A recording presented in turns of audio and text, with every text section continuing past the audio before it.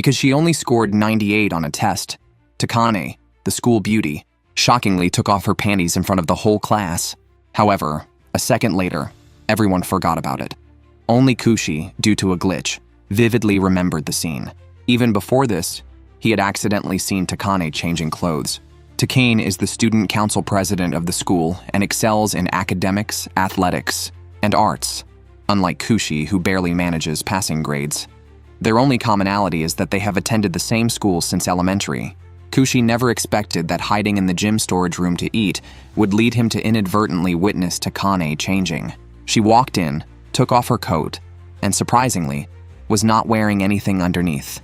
She then casually put on her underwear and returned to the classroom, while Kushi couldn't stop thinking about what he had seen. This was when the math teacher came to distribute the test papers. Kushi received an unprecedented high score, but even more surprising was Takane's score of only 98. Even the math teacher was puzzled since Takane had always scored perfectly since her admission. Insisting that the teacher had marked incorrectly, Takane then made a bold move in front of everyone. She slowly slid off her underwear. Suddenly, time reversed, and the teacher was handing out the papers again, calling Kushi's name as before. Kushi wondered if what he had just experienced was a dream, but the score of 52 on his paper was exactly as in his dream. Next should be Takane's paper with 98, but he clearly heard the teacher commend Takane for another perfect score. Kushi sensed something was off, especially since strange things had started happening after he saw Takane changing. He decided to confront her, going directly to the student council room to tell Takane that her score should indeed be 98. Takane quickly realized something, but she wasn't flustered. Instead, she backed Kushi against the wall and asked if he had seen her breasts. Kushi, sweating profusely, tried to explain it wasn't intentional. However, Takane seemed not to mind and even kindly offered him a glass of water, which he accidentally spilled, nearly dousing her. Takane remained unconcerned and decided to let him have a good look. She unbuttoned her shirt and took off her inner garment. Time rewound once more, and this time, the water splashed all over Takane, and her innerwear was gone. She even asked Kushi to help dry her off. As Kushi carefully wiped her down, he couldn't satisfy the president's expectations. She grabbed his hand and unexpectedly delivered a crippling kick. It turned out that Takane had gone through all this to tell Kushi that after time rewound, her underwear would also vanish. This was Takane's unique ability. By removing her underwear, she could make events that had happened seem as though they never did. Although Kushi hadn't asked anything yet, Takane explained everything. Using this power meant her underwear would disappear, but anyone who saw her breasts would remember the events that had happened. This was why Kushi wasn't affected by the time rewind. As for why Takane had this ability, it was because she was born to be number one. Surprisingly self-absorbed, but indeed talented and well-rounded. Even so, she could still make minor mistakes. She first discovered this ability during a mishap in 5th grade. Already excelling in academics and sports, she was expected to win a relay race, but ended up second due to stomach pain from spoiled food she had eaten earlier. Unable to accept this humiliation, she inadvertently wet herself and removed her panties, which corrected her mistake in history, and she found herself holding the first-place flag. Thus, Takane believed this ability existed to ensure she, who was born to be number one, would always remain at the top. Kushi couldn't understand it at all. What kind of thought process would come up with such a plot? Of course, this ability also brought Takane some trouble. Each time she rewound time, her underwear would disappear, so she always had to be ready to change clothes and carry spare underwear with her. There was even the risk of being spied on while changing.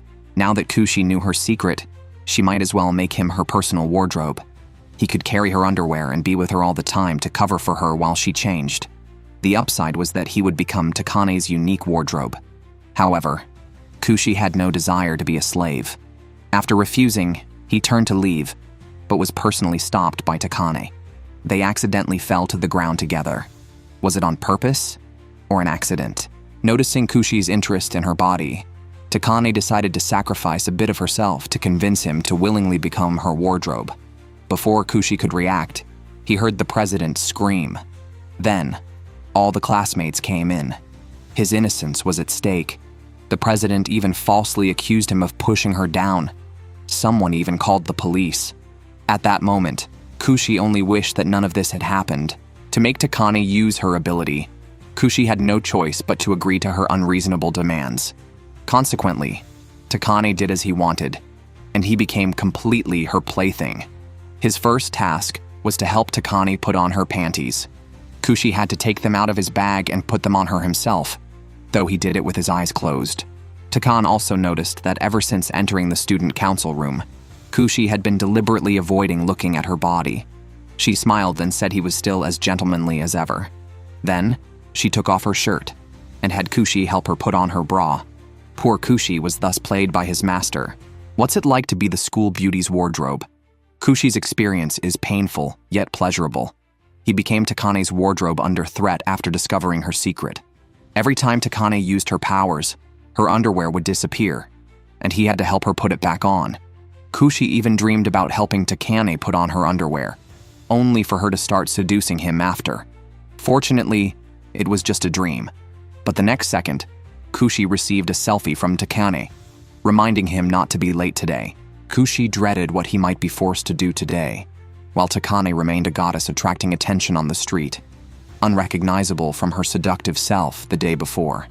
Takane approached Kushi, asking him to visit the student council office before morning self-study. Upon entering, Kushi inadvertently glanced under Takane's skirt, and she handed him a small package filled with underwear. From today, as her designated wardrobe, Kushi had to carry her underwear to allow her to use her powers anytime, anywhere. She demanded that as soon as she activated her powers, Kushi must help her put her underwear back on, even during class. If he refused, he could wait to be arrested by the police. Takane's threat immediately worked on Kushi, who reluctantly accepted the underwear. As a reward, Takane unbuttoned her blouse, revealing her cleavage, then purposely tripped Kushi, landing him directly on top of her. Kushi quickly covered his eyes, and Takane stopped teasing him, but then acted shyly, claiming she would be embarrassed if someone saw her underwear, although it might be okay if it was Kushi. Kushi was not fooled. He knew she was just trying to provoke his possessiveness to control him better. Frustrated, Kushi grabbed the bag of underwear and left. During the literature class, the teacher called Takane to read. She read perfectly until a breeze from the window prompted the teacher to ask a student to close it. Suddenly, Takane stood up, declaring she wanted to redo her reading, and in front of everyone, reminded Kushi to help her with her underwear later. She then removed her underwear and activated her power, rewinding time to before she read. When the teacher called on her again, Takane delayed until the breeze blew, then slowly started speaking, perfectly timing her reading with the wind to achieve the best effect. Once she finished, everyone applauded spontaneously. She had redone the reading just to match the wind's sound for a perfect effect. Kushi, realizing this, was stunned. If she needed to redo such minor things, how often would Takane use her power in a day? At that moment, Takane threw a paper ball at him, signaling him to hurry and help her with her underwear. But it was during class, and there was no chance to act. Takane deliberately crossed her legs, seemingly unafraid of being seen. Kushi didn't want others to see the student council president like this. Noticing his eraser had fallen near Takane, he pretended to pick it up, approached her with a new pair of underwear in hand, and Takane cooperated by stretching out her leg for Kushi to slip the underwear on.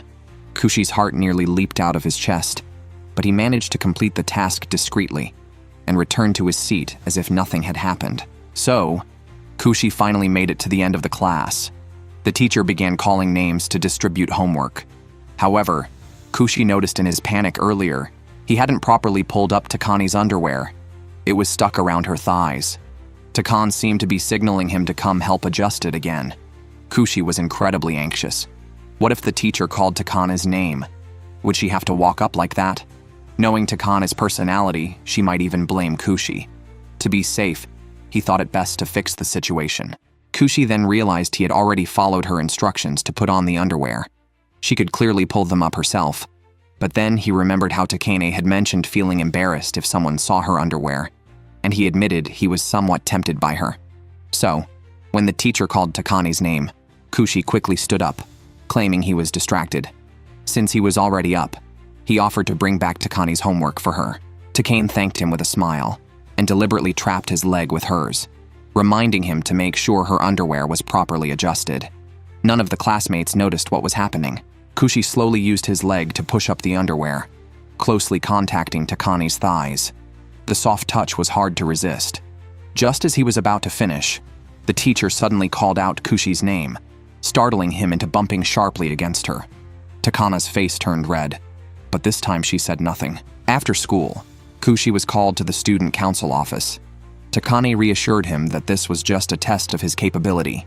Curious, Kushi asked what she would have done if he hadn't helped her with the homework. Takane said she had never considered that possibility because she trusted Kushi. She then asked why Kushi had helped her. Could it be that he didn't want others to see her underwear? Kushi was at a loss for words, as he himself didn't know.